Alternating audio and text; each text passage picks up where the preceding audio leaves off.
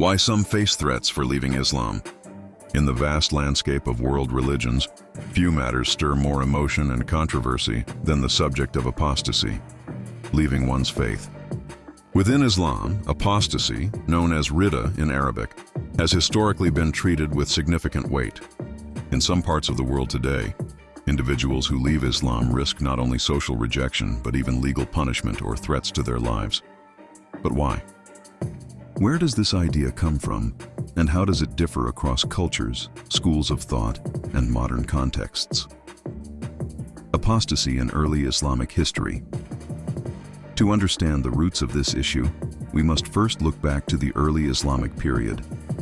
When Islam emerged in 7th century Arabia, it was not only a religion but also a political and tribal alliance. The Prophet Muhammad served as both spiritual leader and statesman. In this context, leaving Islam was often seen not just as personal disbelief, but as treason against the community.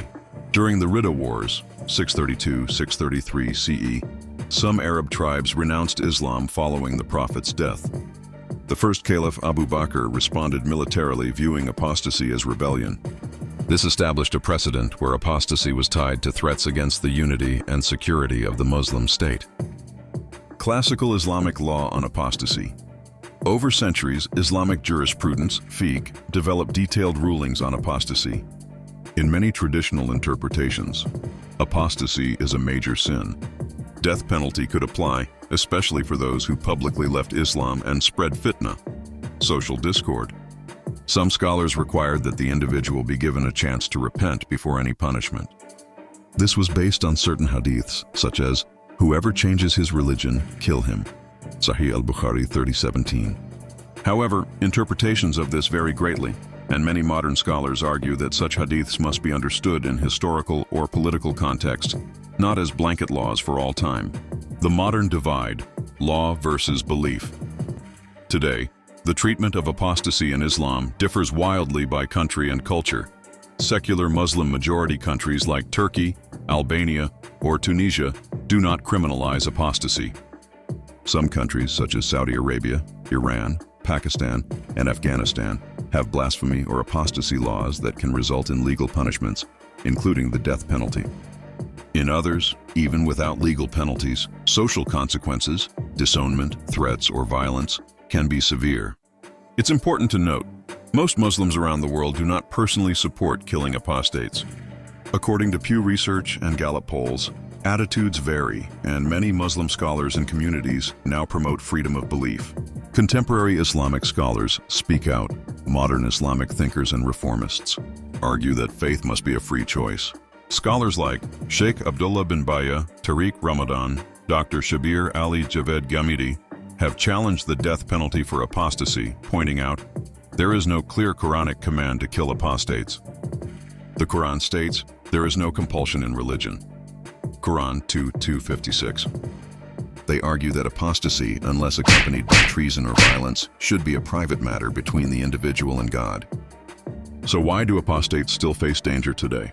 The threat often comes not from Islamic teachings themselves, but from extremist interpretations, social and family pressures, state laws based on outdated jurisprudence, fear of community fragmentation. In some rural or conservative communities, leaving Islam can be seen as an attack on identity, honor, and unity. Families may feel shamed, leading to violence or honor killings, which are cultural, not religious, acts of brutality. Militant Islamist groups like ISIS or the Taliban use apostasy charges to justify executing dissenters. But these actions are condemned by the vast majority of Muslims and scholars globally. Freedom of religion in Islam? The ongoing debate boils down to this. Is Islam compatible with freedom of religion? Many contemporary scholars in Muslim-majority countries now say, yes. The Quran encourages reflection, warns against coercion, and recognizes the existence of believers, disbelievers, and doubters. But cultural and legal reforms are still evolving. For ex-Muslims in countries with harsh apostasy laws, the danger is real. Many flee to other nations or live in secrecy. Leaving any faith can be difficult. Leaving Islam in certain contexts can be dangerous, not because Islam commands it universally, but because of how some people and systems interpret it. Apostasy is ultimately about freedom of conscience.